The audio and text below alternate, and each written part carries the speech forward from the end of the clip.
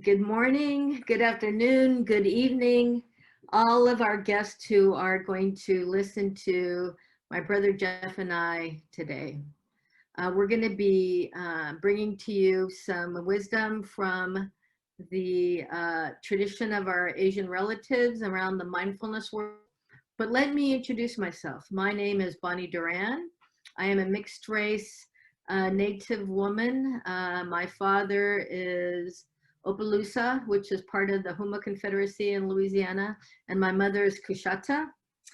And they are also mixed race, and they moved to California, the San Francisco Bay Area, before any of their kids were born. So that's where I was born and raised, in the San Francisco Bay Area. And I met the Dharma, or started meditating, in 1981. So because of that strength, I was able to complete a doctoral degree in public health at University of California, Berkeley. And right now I am a professor in the schools of social work and public health at the University of Washington. And I'm also a mindfulness teacher, and I am on the Guiding Teachers Council at Spirit Rock Meditation Center. Thank you. And I'm Jeff Houses, and I'm glad to be here. Bonnie asked me to help on this. I'm a Chiricahua Apache, Fort Sill Chiricahua Warm Springs Apache. The background you're seeing is actually the Cochise Stronghold, which is in our tribal homelands, and one of my favorite sacred sites. I was the chairman of the Fort Sill Apache tribe for 16 years. And I've also just completed a teacher training program at Spirit Rock. So I'm starting to work on sharing the very important and very beneficial teachings of mindfulness meditation in the Indian country. I've just started an organization called Indigenous Insight, and you can find more about it at indigenousinsight.org. So the title of our presentation is Indigenous Presence, Decolonizing, Creating Causes for Happiness, and Addressing Addiction. Today, we will be exploring the impact of historical trauma on ourselves, our loved ones, and our communities. And talking about addiction is both an effect of the trauma, that is a self-medicating activity, and a cause of future trauma. And we'll be talking about how we can regain resilience, peace, and wisdom through a practice that Jeff and I have been doing for decades, and that is mindfulness meditation and loving kindness meditation. And we have called it Indigenous Presence. And it can be used as a component in a recovery program, not the whole program, but a component that will be an intervention and provide peace and benefits. So what are the symptoms of social, collective, and historical trauma? And as we know, this is one of the things that all of our communities understand. Until we came to know collective and historical trauma, we had Western science and Western mental health, which we like. We like Western science and Western mental health. Let's not get us wrong here. We absolutely use them and need them, but we can also have a critique of some ways they've been used in the past and some ways they're used now. I mean, we want all of these knowledge systems on our own behalf. So what are some of the symptoms of historical trauma? Exhaustion, burnout, and overwhelm about the pervasiveness of prejudice, discrimination, and inequity. I mean, we're feeling this right now, thanks to our relatives in the Black Lives Matter movement. You know, a lot of attention to prejudice, discrimination, and racism and sexism in our culture is really up right now. And another symptom is hopelessness, powerlessness, and resignation. We absolutely have to vote in 50 days or so, that's for sure. And then a pattern of not speaking up, followed by a sense of shame and self-blame, an inability to recognize signs of resilience and resistance in ourselves and in our community, and a withdrawal from relationships in our own community. This is a wonderful handout done by Tommy Lee Woon, who actually lives in Minneapolis, and he's worked with a lot of Alaska Natives and worked with a lot of Native people in Minnesota as well. And we can see that when we're at a normal stress level, what happens is we're relaxed, and then we get oriented to a stress or a threat. Some threat will come up, and for a very short time, we will be in a fight or flight mode. You know, we'll either want to run away, or want to put up our dukes and fight. And then that goes away, and we release and we discharge and get back to a relaxed state. Jeff? And yes, I'd like to add that I added to the bottom of this slide that when somebody is feeling stress and threat, in addition to fight or flight, an addictive behavior can provide a temporary relief. It's a way of speeding up the flight, if you will. I bet you a flight might be addictive behaviors, though. To get away from stress, one might start drinking or using drugs too. Exactly. It's a way of speeding up the flight and providing, for the short term, a guaranteed release from the anxiety and stress that arises. Right. And then when you know, we're not doing so well, we get stuck in one of those two. We get stuck in the fight, or we get stuck in the flight, and then you know, it's very, very difficult for us to get back to normal functioning. And then on this slide as well, I made an addition on the right-hand side, which basically shows that addictive behaviors can provide a quick release. But within the brain, when that occurs, automatically there's a rebound, so that the anxiety, once the addiction or the substance is gone, the person will become even more anxious, more stressed through the withdrawal process. Yes, and what happens is we get charged up from the stress, we get overwhelmed, and we realize that fighting back or fleeing resulted in worse consequences. And then we just shut down. We get stuck in freeze dissociation. And that's really where a lot of us are, and particularly in addictions, we're frozen and we dissociate. We just say, hey, this isn't happening, or we try to make this not happen. So what are some of the challenges and resources that we have? We can do reflection. So right now, let us all do that. And Jeff, maybe you and I should do that as an example. What are some of the challenges in our life these days, in our world, in our body, in our mind? What mental resources do or could we bring to these challenges, and what benefits can addictive substance behaviors provide? What cost harms do they cause?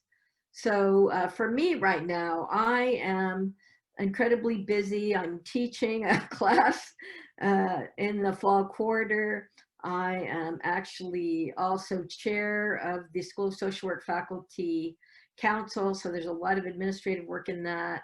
And I am also doing research on COVID-19 with some of the local tribes here in the Pacific Northwest. And I can tell you, because they've gone public, I'm working with the Lummi tribe and the Nooksack tribe and trying to develop a COVID-19 vaccine. And of course, I've been home since March, and I love my partner very much, but we're driving each other crazy. And in my life, yes, it's the isolation of the pandemic and the fear of the pandemic. I just traveled on an airplane yesterday, and it was quite a stressful situation. Additionally, you know, I'm just getting started, just graduated from a teacher training program, and getting started on establishing a practice as a meditation teacher. So I have financial stresses, anxieties like that. Also have the usual relationship stresses, and I'm getting older every day, and that's a cause of stress as well. Yes. Well, for me, as someone who has taken in the role of elders, I'm actually proud to say that I'm an old woman. I recently turned 65, and I'm proud of that I'm still alive and working and well. So I am also getting old too. Yes. I honor that. So what mental resource, I'm sorry, go ahead. That's all right. No, I said I honor that. I honor Yeah. that approach. Yes. I was working with a wonderful a native organization, Sister Sky, and they always referred to me as elder. And when I first heard it, there was a little something, but after I was absolutely happy. So we're going to talk about what mental resources that we can have now and develop to meet these challenges. And Jeff, do you want to say something about the last one?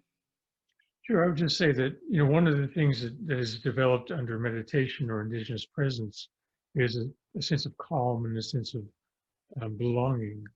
And sometimes that is why people turn to addictive substances and behaviors for a sense of relief, a sense of calm and belonging. But just by the nature of using them and the addictive process, it causes harm in and of itself. So one thing about us, from a viewpoint of evolutionary psychology, one of the big points of evolutionary psychology is that we have this negativity bias. And that as the nervous system evolved, avoiding sticks was usually more consequential than getting carrots. So one of the things that is just part of our approach to the world, all of us as human beings, is that we scan for bad news, we overfocus on it, we overreact to it, and we turn it into implicit memory. We sensitize the brain to the negative and create vicious cycles with others. My partner is a wonderful partner, and one interesting thing he does that I think isn't nurturing for me, and I'm on him like that. So let's get through these slides so then we can go to the important part of what Jeff and I are offering today, which is the practices that we are offering.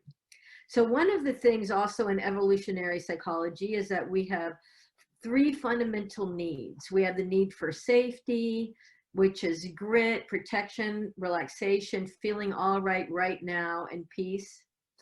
A need for satisfaction, which is gratitude, gladness, accomplishment, contentment, feeling like we're worth something and we're offering something. And then also the need for connection, which is belonging, appreciation, friendship, compassion, love. I'm sure all of you watching this, and Jeff too, could come up with many more adjectives that represent these three core fundamental needs as human beings. And then trainings for safety, I want Jeff and I to both talk about this. And what I've done is I've done scans. You can see a scan here. So if anyone who is watching this video, if you take your camera, if you took your phone and you go to the camera on your phone and just hold the camera up to scan me, your phone will say open to this and whatever web browser you use, and you will go to this sheet of free mindfulness resources that you can download. But trainings for safety, Jeff and I are offering you to train in mindfulness meditation and loving kindness meditation. They are incredibly safe places, and there's a lot of places online that you can get training for this for free. In fact, I want to tell you, don't pay for this training. Usually if it's offered to people who really know how to do this, they'll have something called a Dana offering, where you will give what you can afford for the training. And all of these places online are free places that you can go and start to learn how to do mindfulness meditation. And that's a training for safety. And I know, Jeff, you're offering trainings now too. So do you want to talk about that right now a little bit? Well, if you go to indigenousinsight.org, it's currently just allows for an email connection, but if you're interested, I've been offering guided meditations on Zoom with small groups, and we'd be happy to set those up at no Excellent. Yes. fee. And I'm sure many of you watching this are probably from community-based organizations. You can hire Jeff. He's available now.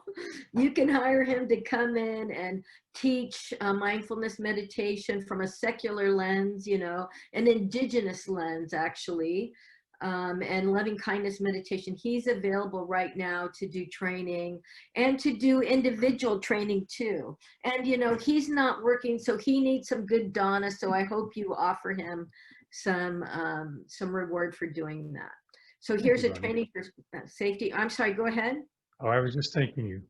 Oh, of course, yes. And then another way to be safe is to offer ourselves compassion and to hold ourselves safe.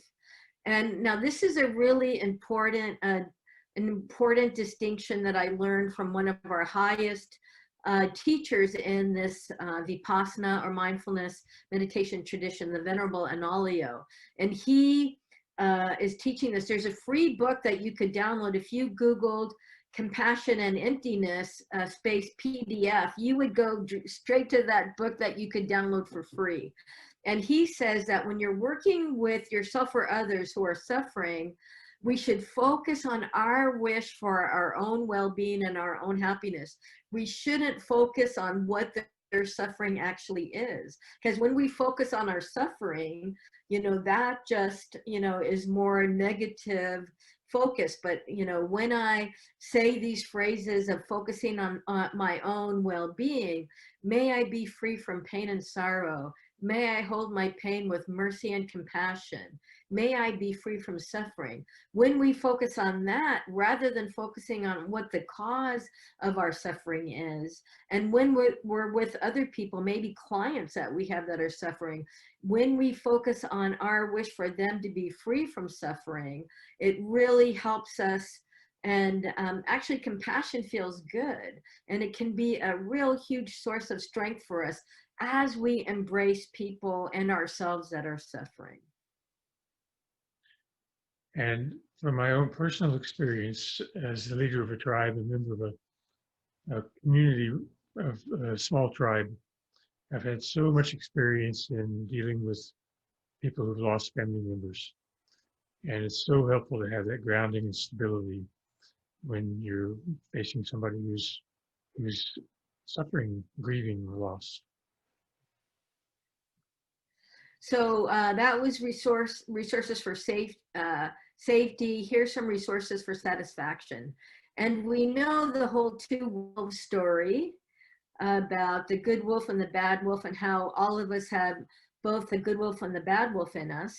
And one practice in our tradition is something called the divine abodes, or to really look at the positive, very wholesome mental factors that we all have access to, and to do something to strengthen those. Because when we strengthen those positive mental factors, when we're just walking around in life, when those are the strongest mental factors in our heart and mind, that's what comes up, and that's the intention that is behind how we work in the world.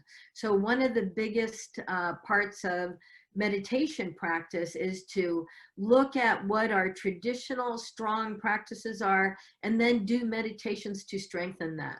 So these are some. I have worked with Sitting Bull College on the Standing Rock Reservation. I actually have relatives that live there, and we have, the Sitting Bull College on Standing Rock have developed these 10 traditional values that are very similar to the traditional values in the tradition, you know, of mindfulness meditation. So I just think they go together incredibly well. That's why it's called Indigenous Presence, because there is so much overlap between this practice and what we find in our communities.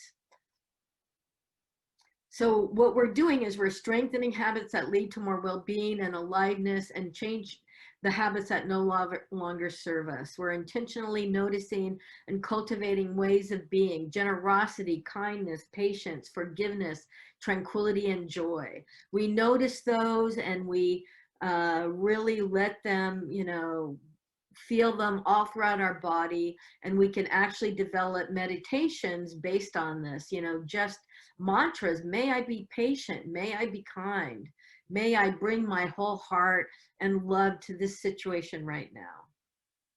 And I'd like to add that this also ties in with 12-step recovery programs, in that reducing the bad habits they're often referred to as character defects in recovery, and noticing and cultivating ways of being good are also part of the program. So it's all compatible, and it's all of a piece. It all works together well. Excellent. So these are, again, inner strengths that we can cultivate by doing some meditations.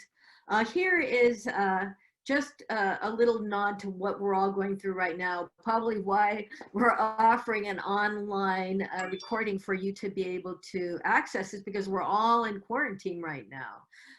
And we can ask the question, who do I choose to be during COVID-19? We have a fear zone, we have a learning zone, and we have a growth zone. So how has being quarantined for you, Jeff? It has moved from all three zones, sometimes in the same day. Yes. So that, having gratitude and being appreciative is always a great way and a good skill for me to make my day better. But for example, as I mentioned, I was traveling and had some fear arise when I was on the plane. So it can fluctuate.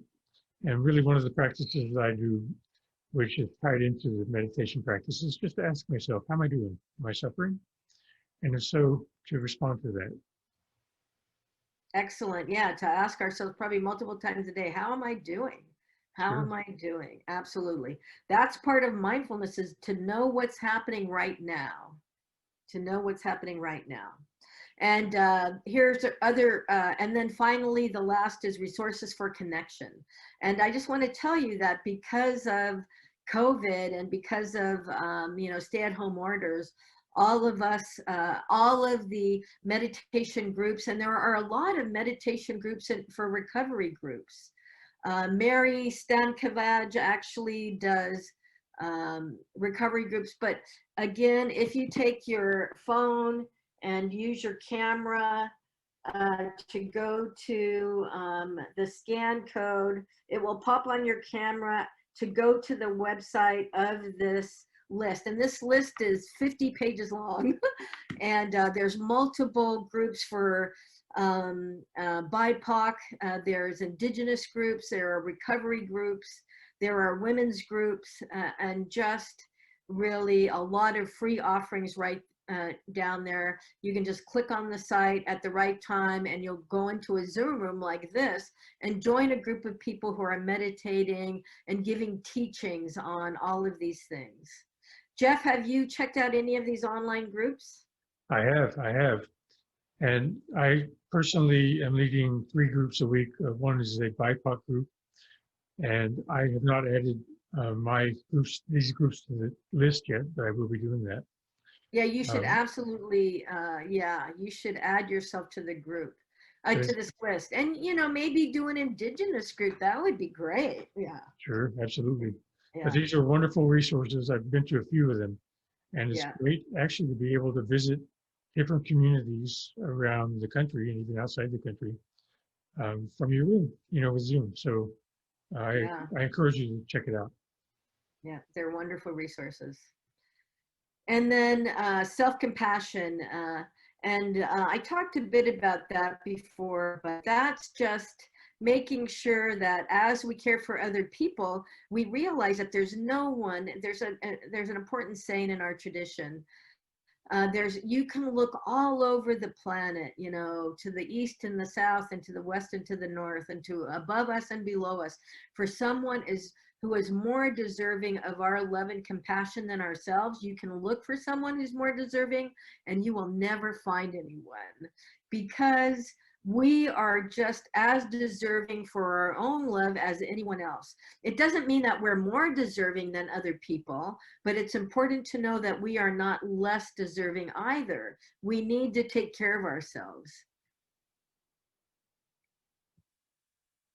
Being for yourself.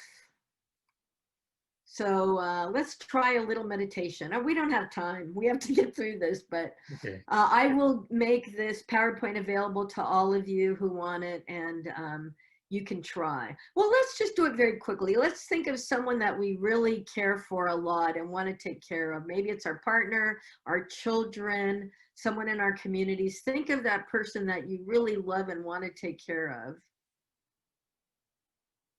Feel that sense of love and compassion.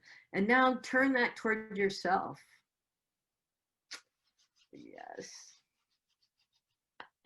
May Bonnie be healthy. May Bonnie be well. May Bonnie not work too hard. May she relax. May she say no when she needs to. Now we're going to talk specifically about the cultivation of mindfulness meditation. Mindfulness meditation is a knowledge of the global South. Our wonderful relatives in Burma and in Sri Lanka and in Thailand are the ones that really helped carry it to the West here. And it's an intuitive knowledge system. This is the same place that we get through our wonderful ceremonies. I sundanced for 10 years on the Pine Ridge Reservation with Richard Moves Camp and that beautiful community there. And our research center at the University of Washington still has sweat lodge ceremonies every month. And I also am connected to the healing principles of the Blackfeet tribe. I have a dear friend who's a medicine man there as well. And so intuitive knowledge system, you know, we have our thinking mind, our name things and count things. That's really how Western science and Western knowledge is. But all cultures across the globe, and our indigenous cultures here in North America and South America absolutely have an intuitive knowledge system where we let go of naming things and counting things, and we listen to the deep wisdom of our heart.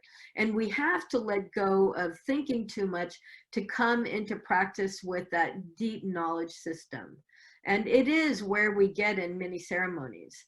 And I'll tell you just very quickly, I was sun dancing one year and the thought came to my mind, oh, I'm doing dancing meditation. And the sun dance said, no, Bonnie, no, you're doing the sun dance. So that was an excellent message that, you know, we don't need to conflate these systems at all. They all deserve their own respect and they have their own process of bringing us to wisdom.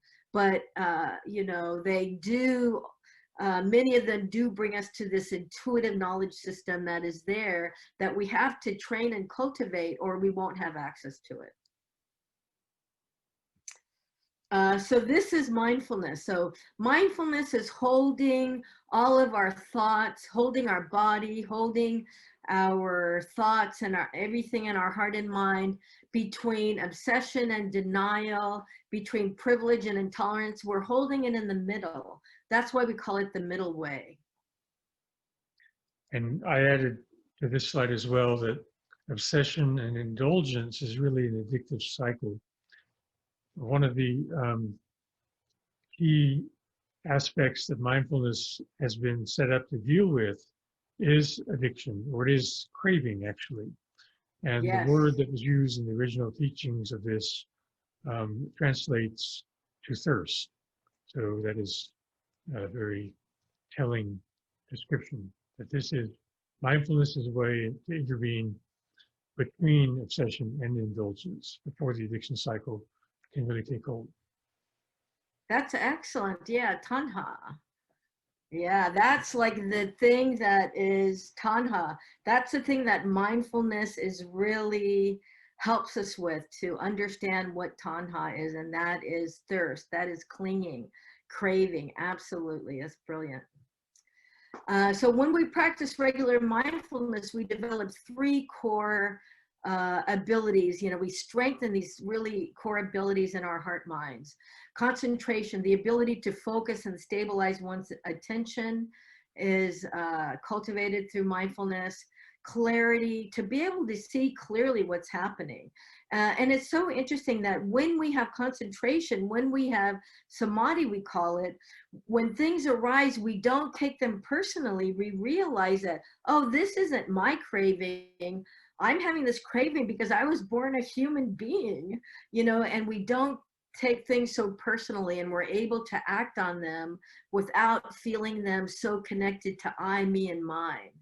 And then finally, the wonderful quality of equanimity, that we're able to be with things that are painful, or even things that are really joyful, and we don't get so attached to them. We're able to see them with some equanimity, with some matter-of-factness.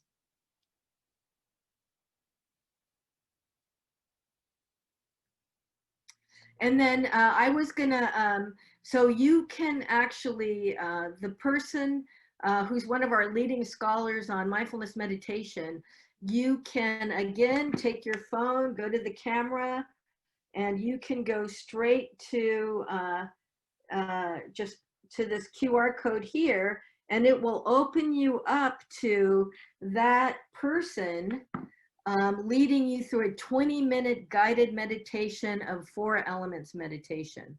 And it's really a brilliant thing. It's only like 20 or 25 minutes.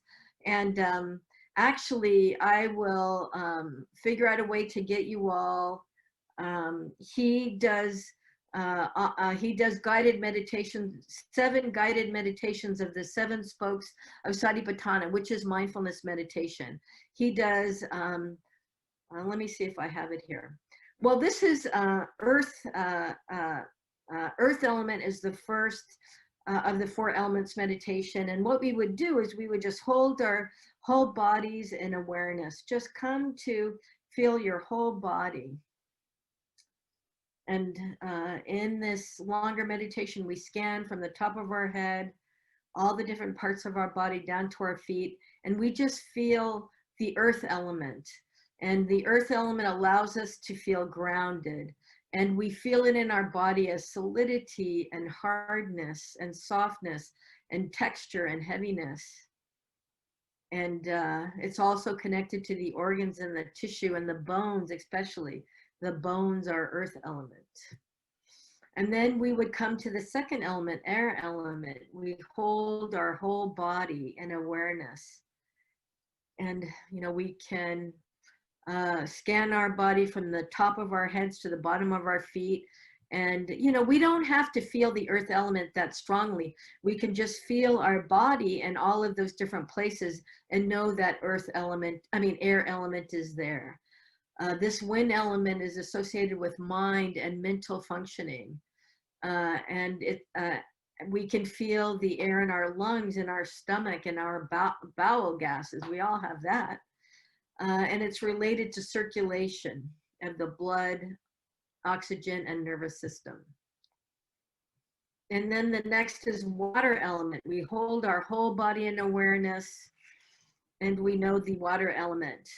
And a healthy water element helps to calm our emotions. Otherwise, we can be overly sensitive or emotionally turbulent. And the water element, of course, are associated with the bodily fluids. And then finally, fire element. We sit in whole body awareness, and then we scan the body, maybe feeling the fire element, but we don't need to feel it very distinctly. What we just need to do is feel the body and have that be our focus of attention. And an imbalance of the fire element can lead to impulsive, hot-headed behavior, probably addictions, I'm sure. And a healthy fire element strengthens your willpower, enables you to feel passionate and inspired in your efforts. And the fire element, when we are scanning our body, is just the temperature, feeling the temperature of the body. And so what we're doing with mindfulness meditation, I'll just say very quickly, mindfulness meditation is knowing the body and knowing whether something is pleasant, unpleasant, or neutral, neither pleasant or unpleasant, and really feeling that. And when that arises, knowing that that's arising, and knowing, what that is, what intention that sets for us to act in the world. It's really important to see that. And then that's the second foundation of mindfulness. And then the third foundation of mindfulness is knowing what our thoughts and emotions are arising. And when we have some stability of mind, we can see them arising without feeling so like they're I, me, and mine, having some objectivity to that. And then the fourth foundation of mindfulness are 5 things that hinder our ability to cultivate positive states, and then 7 things that are really positive. And these are things that every human has, and what we're doing is trying to decrease the hindrances and increase the enlightenment factors to make those stronger, to make those be what fuels our work and our intentions in the world. So mindfulness practice is a practice of cultivation and purification. We develop sacred space. We develop positive intentions, and it's excellent to develop a daily practice of doing this. I ended this slideshow, but I wanted to talk a bit also about loving kindness meditation. Jeff, do you want to say something about that? Loving kindness or Brahma Vihara meditation?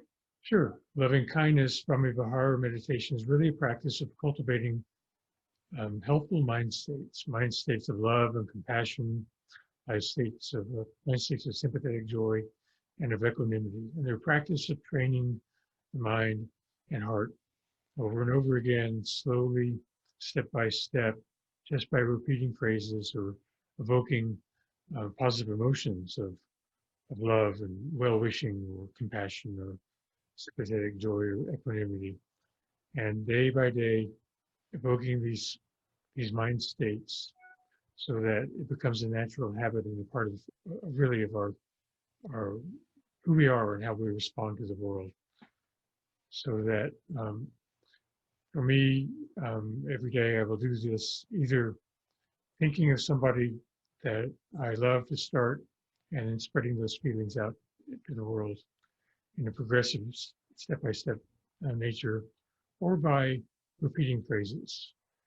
These phrases are things such as, may I be happy, or may you be happy. May I be safe. May I live with ease. May I be protected. May I be free from suffering. May I be free from suffering. So there are online numerous guided meditations, both Vipassana or mindfulness meditations online that you could, learn. And Jeff is available for Indian countries specifically. Also, he would be a wonderful teacher for organizations or any groups that want him to come in and teach mindfulness meditation. He is available. So in closing, I would just like to say, it is my great pleasure to introduce you to the practice that has absolutely been the most influential in my life. And I, invite you all to participate in it and, try it for yourselves. Jeff, any closing? I would agree with Bonnie. It's been the most influential and healthy and beneficial practice of my life. And if you struggle with addiction or know somebody that does, it's particularly helpful, but it's helpful no matter what, because we're all addicted to something or another, whether it's a harmful substance or activity or not. And this program, this process, this practice is designed to release us from those addictions. Go ahead. Be the source of happiness for us too. Yes. Yeah. Thank you all. And may you all be very, very well. Bye-bye. Bye.